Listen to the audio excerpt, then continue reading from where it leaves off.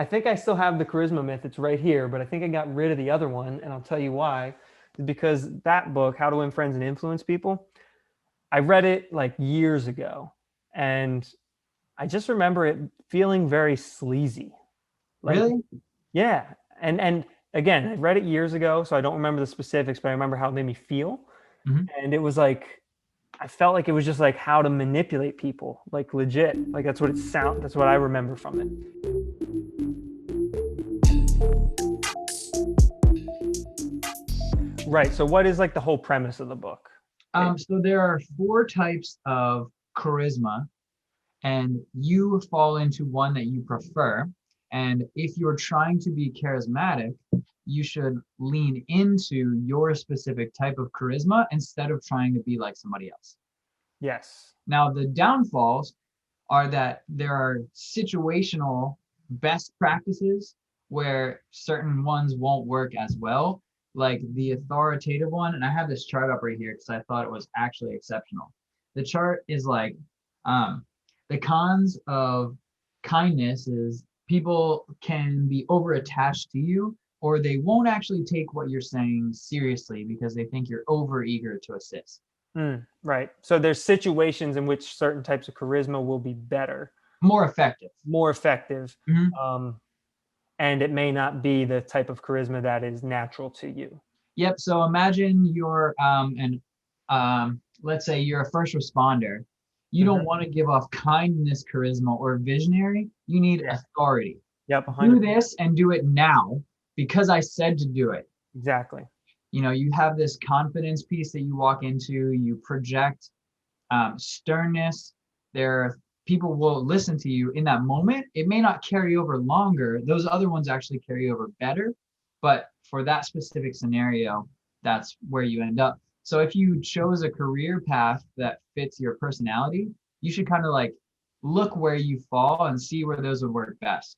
Yeah. I love that example too, because I actually think you and I were talking about it on a couple episodes ago about like that that almost not like non-emotionally reactive, like as a leader, like just taking things in and listening kind of.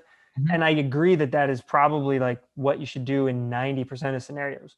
But emergency situation, like you just said, Mhm. you got to step up like authoritative wise. And that's a great example of how you have to kind of adapt to the situation. Yeah, so the four types of charisma. So when they were describing in the book, they always said the type, or they gave you the description, and then they gave you like a subtext and confidence. Hmm. So it was always paired with confidence. Um, I think that is a nice little like note in my head, but I don't think that it means you have to act into this confidence category or archetype. It should come naturally as you work on that kind of charisma. So you have authority charisma, which is on a foundation of confidence. You have visionary, which is belief, focus, which is on presence, and kindness, which is on caring. And maybe we can try and pick some examples of each one of those. Yeah, definitely. So let's start with authority. Now they gave like Winston Churchill is one of them. So the people that they said Colin Powell, Winston Churchill, Margaret Thatcher. I don't really know all of those people that well, No. but they don't necessarily have to be liked, but they're listened to because of their body language. They stand up tall. They it's a little bit of everything, but the words were intimidating, which is a negative connotation, but then you pair it with impressed, which is a positive connotation. Mm.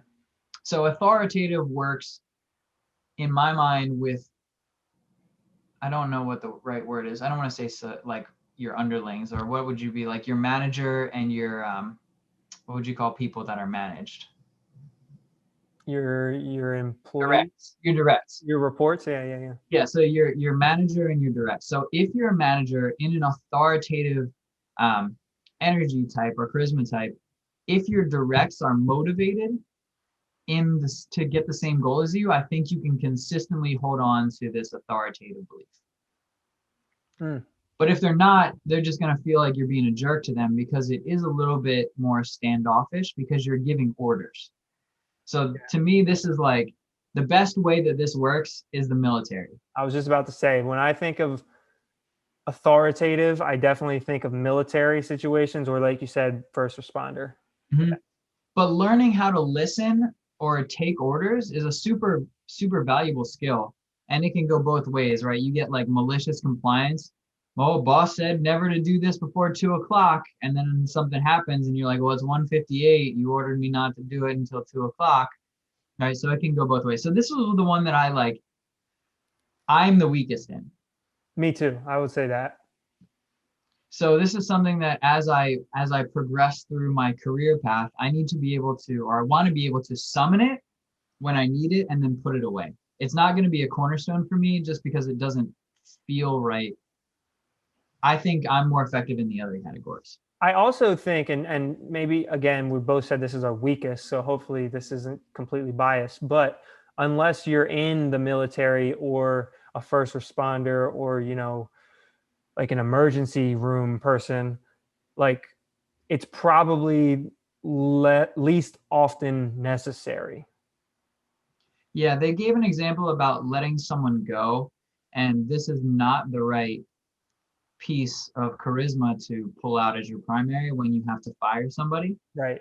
But I do think that the steps leading up to a fire, you're doing reviews, you're telling people that they need to do things. Sometimes I think you just have to say, this is what I need from you and I need it now.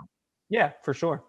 So again, I'm bad at that. I feel bad at that. I think it's also super necessary. Like, we said the military so many times, but more real world, if you're in whatever job you're in and you're under like just a strict deadline, like chaos hits you for a second and you got to figure things out, you got to solve this problem quickly. I Yeah. think that's a great that could be a great application of it right there. Yep.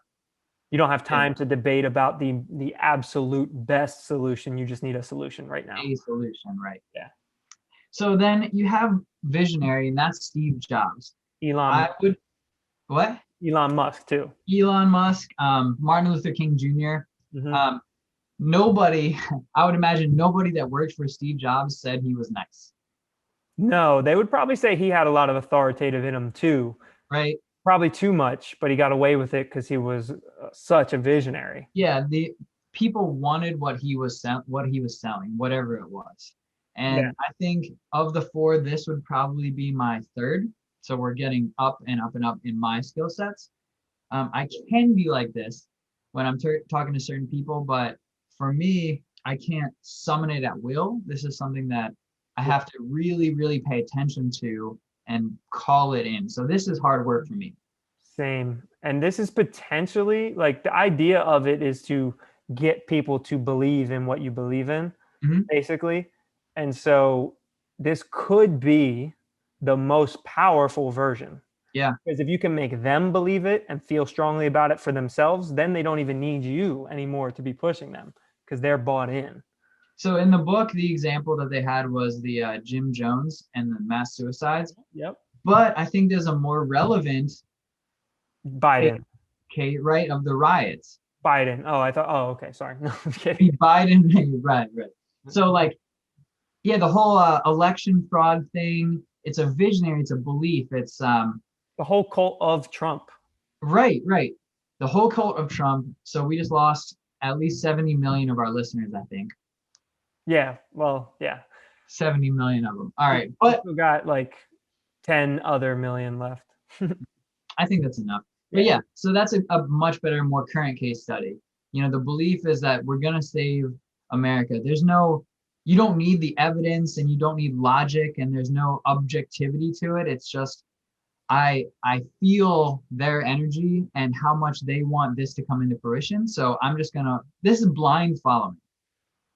Yeah, yeah, pretty much. So this is the most dangerous, but the most effective. Yeah, like I said, it can be the most powerful. I guess it depends on exactly how you want to measure that. But when you can get however many hundreds of people Jim Jones got to commit suicide all at once, like The book said 800, 900. 900, yeah, wow, like that's crazy. It's insanity. And if you've never seen a documentary about that, you should definitely watch it. And I haven't, and I will. But I was going to say, like politics in general or religion in general is this, Mhm. but really this is talking about putting it into one person, Yeah. like Elon Musk, Donald Trump, Steve Jobs, like these people who can really get people to just buy in for better or worse. Yeah. Yeah. And I would definitely be a person who would invest in Elon. I think he can save the world. Do I think he's the best person? Definitely not. But he's willing to put his money and his energy where his mouth is. He has conviction. So conviction is the big word here. Yeah. So now we go into two. So should we go in order of my strengths as we move our way up? I would say so far I'm with you 100% on the order. Like definitely worse at authoritative, a little bit better at that visionary thing. And now it'll be interesting to see where you go with the next two. So go for So yeah, so my next strongest, I would say, is if this one was really close for me. If I'm at work, oh, I don't know, I can't decide. it. It's But tough. I know I it's think tough. my gut is telling me kindness is next. Yeah, like you're a better listener than you are kindness. Yeah, Yeah, yeah. But I run out of the ability to focus quicker than I run out of the ability to be for kindness. same. I would So say for that. kindness, you have the Dalai Lama, you have Mother Teresa. Um, you could even say that like there's some George Bush in here, like when he's kissing babies. That's Yeah, like a good motion of kindness. So this is where you accept people as they are, and you're just there for them. And I don't really. I would say my kindness in this way and acceptance is just like because I honestly don't care what you do if it doesn't hurt me. yeah. No, I hear you on that. And I think what we've already kind of laid out here is that of these four types, those first two are definitely highly correlated in Hmm. a sense, and so are these second two, Hmm. which is interesting, right? Like if Yeah. you're whichever one of these second two that you're better at, it requires a significant amount of the other one as well. And Yeah. same So can be said for the first two. this one is like projecting warmth and caring, and there's body language where you turn towards someone, you're a little bit closer to them. It falls into the next one without getting too much, but you'll be listened to, but you don't have to force it. You're not commanding respect. People give it to you because they like what you have to say. Yeah, and they believe that like at the end of the day, whether or not you achieve the goal, that you still care about them, right? You're still Mhm. there for them. The relationship is almost a little bit superior to the goal. Yeah, I think this one would be the hardest one to like ramp up and back down because if you're not kind to someone at one point, it's hard to come back from that. It literally just takes one moment. Yep. Yep. So the downfalls here, you can be authoritative and then you can be passive, but people won't be less or more inclined to listen to you if you're easier on them or harder on them at some point. So this one has the biggest risk because there's no coming back from it, or it takes 10,000 impressions over one. Yeah. So the last one is focus, and this is the one where they gave Elon Musk, they put him in this category. So they said he was sitting on the floor in the offices, everyone has a desk, his desk is in the corner.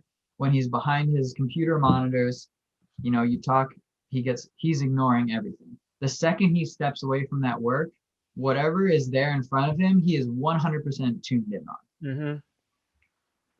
So this is something that I think I can be very good at, and I fatigue in it quickly because this is very difficult unless you consistently practice it over and over again. So your presence, like Yeah. Gandhi, Bill Gates, Elon Musk, how how well can you listen and understand what other people are saying? That is super interesting because I didn't remember that they put him in that category, Elon Musk, because in my mind I see him as a visionary, but it makes sense why he's so prolific in different industries Hmm. and not necessarily an industry that he went to school for or anything like that. Like he just became an expert in these areas. And how would you do that? Like you have to be super focused and mindful whenever you're researching something or reading it or talking to an expert. Like you need to be all in that moment in order to take in that info. And then you have to have that vision to be like, guys, we're actually going to Mars. Like we're doing Yeah. that. So he was a visionary in the beginning of his career, like with Tesla. Hmm. And now that he's the richest person on the planet, how do you continue to do that? So that's where the focus comes in. Yeah, I think you need them both. Like you need Yeah. them both there. So he He's proved that his visions were correct, and he will consistently have conviction over them and yeah. focus Hmm. on expansion. But this one, I think I'm pretty good at listening. People tell me a lot of information very quickly in a relationship. I don't know. This must be why, because I don't think I'm overly empathetic. I don't think I'm overly visionary. It's just this is like I actually want to listen to what you're saying. Hmm. So this one can help you build deep relationships quickly. Yeah, I definitely People think so. people feel paid attention to. I would say that the CEO of my current job um, is very good at these latter two for sure. Only because I had a chance to like meet with him one time, Mhm. and he made you feel like he was kind for sure. Did never felt like intimidated or like he was trying to do, exert his presence over you in any way. But at the same time, commanded presence just by being in the room, or it just like naturally happened. Yeah. And then he was a phenomenal listener as well. And I only met him like that one time for an hour, and I always really appreciated that. Thought he was really good at that.